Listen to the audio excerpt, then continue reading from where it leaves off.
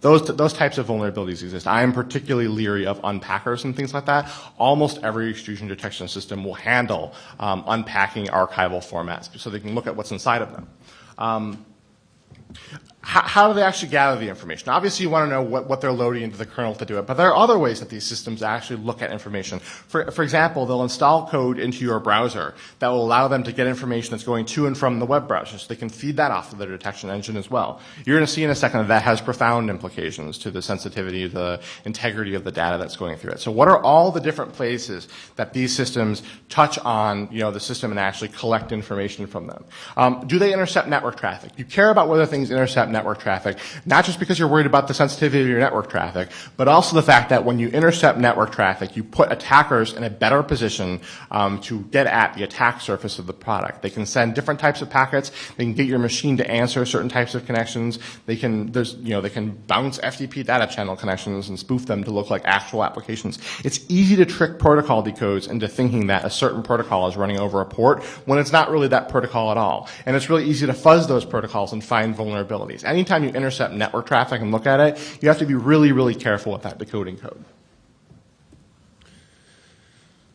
Okay, so we talked a little bit about evasion, and that we were going to touch on this. And obviously, Tom has been kind of drawing the parallels here that evasion and vulnerabilities do coexist because there are design decisions that correlate to the vulnerabilities, and there's a trade-off. You may have to trade off some detection capability to avoid having a certain problem with a vulnerability. So these are the types of things, and be cognizant of that balance, because it's one that you'll often be able to exploit some way, either by getting some evasion in or through a vulnerability. So these are some of the questions that you should ask about the data intercept component of your extrusion detection systems. First off, is it encrypted? Actually, sorry. Is it encrypted? Does it support encryption? There's a fundamental problem here that I think we talked a little bit about, but I'm going to go into a little bit more. But we are a little bit short on time, so I want to make sure we get to some other stuff. But ultimately, monitoring and encryption are at odds with each other. So you're going to have some problems here. Obviously, encryption is going to be one evasion technique right off the bat. So what we've actually seen some DLP products get into is basically banging heads with encryption. There's a couple ways that you can approach this. Either they have to be aware of your keys, when you can think of, like, for instance, IDS systems or inline IDS products. Certain ones will actually expect to be able to read your SSL, issue fake certs, and have you honor them. This type of thing may surface in extrusion detection as well. So just be aware of that. In some cases, you have this fundamental problem, so it's a trade-off. Which is more important to you, detection or the security of your data? It's obviously not that simple of a trade-off, but it's something you're going to have to be cognizant of if you're actually deploying these. For a couple of years before I founded Matasana, with somewhere in the audience is Dave Goldsmith and somewhere else is Jeremy Rush. Before I founded Matasana, I had the honor of being a product marketing person for a security company for a couple of years. And putting that hat back on, I'm going to give you exactly the answer you're going to get from vendors when you ask about evasion, which is that extrusion detection systems are an 80% solution. They're going to catch people who are not trying to evade the systems. And on this one point, with my evil marketing hat on, with its tendrils into my brain and all that, and I'm reverting back to my previous sense, they're correct. That's actually true. These systems will detect people. That's a problem for you guys because you're going to have to deploy them because they work. They will catch stupid people. Be aware of the fact that anybody with any computer sense whatsoever will easily come up with ways to encode data so that when they transfer it to a USB drive, no matter how sophisticated the system claims to be, it's not going to detect it. They're evadable, right? But most people aren't trying to evade these systems. So in that sense, they work. And I flagged that as a danger sign for you because they're so easy to demo. They rack up success stories for people. I'm not talking to you guys today about evading these systems. I'm talking to you today about not getting your whole network taken over by these systems just by deploying them. So you can see up on the screen, we have actually some very simple attacks that you may want to try because they're likely to work. And particularly, you take several of these approaches and nest them and see what happens. There's a good chance that the detection engine will fall down, or the data intercept engine will fall down and never pass this on to the detection engine. So just bear that in mind. The other thing I think I want to say to this is that well, we'll be getting into it some more, so I don't want to spend too much more time on this. Okay, so I just mentioned the detection engine. We've kind of stepped into that phase now where the data intercept engine is passing data onto the detection engine. And just bear this in mind, that it comes from the data intercept engine. If it never made it past the data intercept engine, it will never make it to the detection engine. So you're following the attack structure, assuming that the data intercept engine is catching your information. This is going through here, and you're going to want to bear that in mind for attack surface as well. Okay, so the way that Plugboy does its detection engine is it scans data against known regex patterns for sensitive data. This is pretty common with a lot of security products. I'm a big fan of regular expressions. It's a great thing, and really there's only so many ways that you can do customizable pattern matching, and regex is one of them. So for those who aren't familiar with regular expressions, there's an example here. This is kind of I'm sorry, I don't have a pointer, but you'll see a chunk of code there under examples of an SSN. That's how you could express a pattern for a social security number, and this particular pattern has options that allow you. It's a little bit more general, so it will actually match different formats. Thank you. So I'm not going to go into a whole regex explanation, but definitely become familiar with it because these are the types of products that are going to be relying on these heavily. And you see these a lot with host-based and network-based IDS systems. Snort is entirely regex-based. So are a lot of commercial products. And one of the things on the end of that slide to bear in mind with is that, like we said before, these systems combine a lot of forensic functionality along with the alerts that they generate. And the problem here is that when you're looking for general regexes across all the stuff going through your computer, you come up with a bazillion false positives. So actually going through these systems and making sense of the alerts has a lot to do with looking at the context that they were generated in. So these systems go through some effort to build up forensic information to go along with that so you can kind of deal with the false positive problem and kind of sort the wheat from the chaff.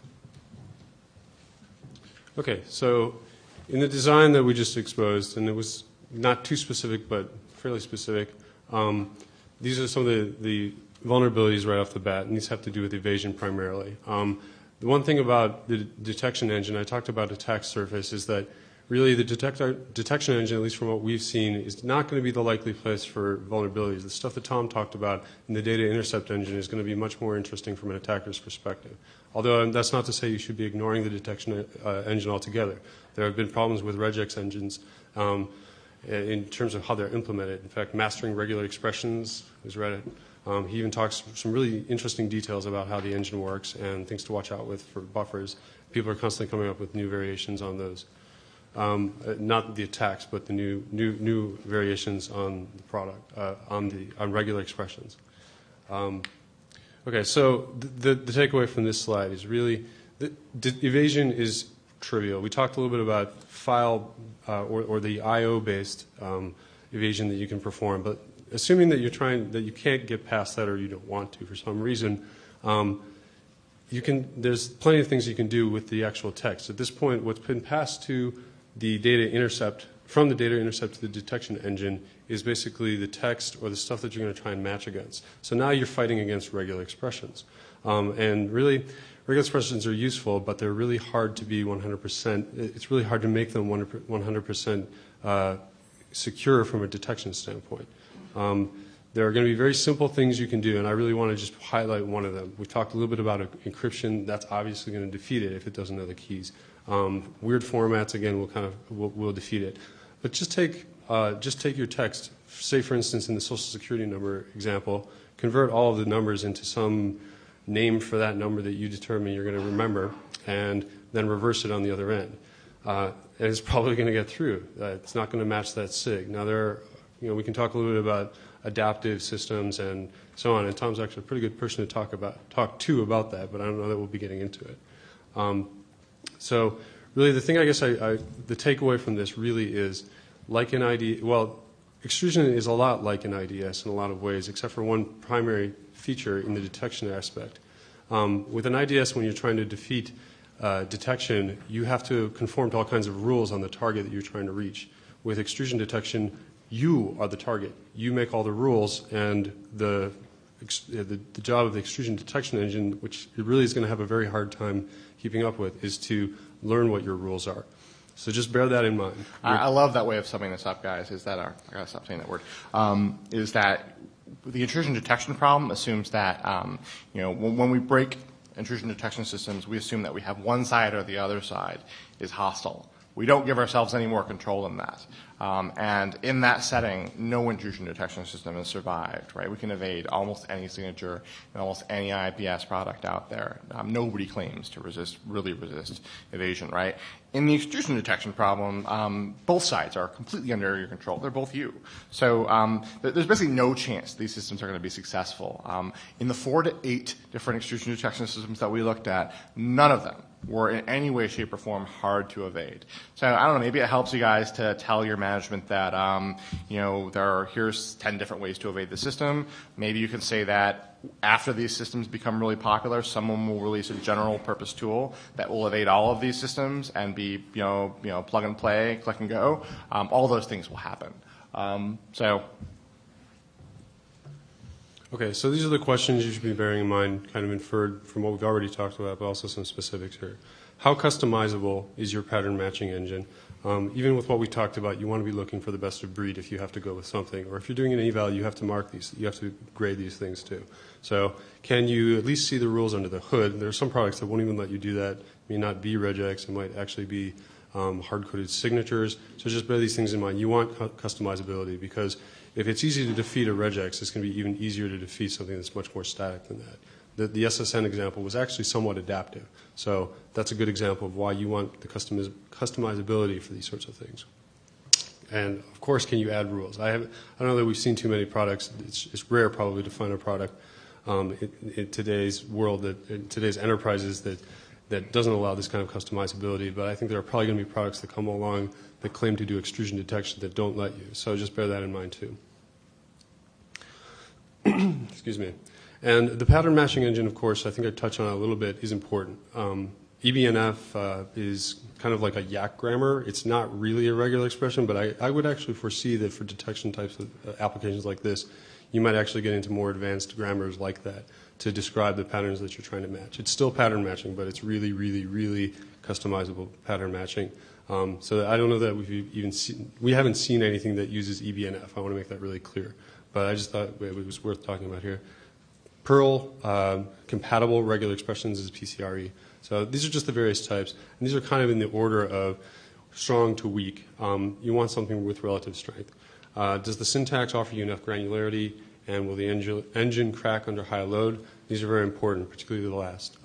There's a performance tweaking and testing aspect to this too. So just bear these in mind. Do you have anything for these? Okay. This is all you. Are these good? So we're just, we were actually on time. We should get to the reporting stuff. So. Okay. Sounds good. Okay. Okay, so this is kind of where we're going to talk about the reporting protocol, and this is probably going to be a little bit beefier of a section, so I'm going to try and get everything covered here. This is basically the piece that sits between the reporting agent, which is what alerts get sent to from the detection engine and data intercept engine, and when something gets flagged, it'll get sent to the reporting server via the agent. This is when an alert occurs. So things to bear in mind about the protocol for Plugboy are that the agent initiates the server. This isn't server pull. This is agent push.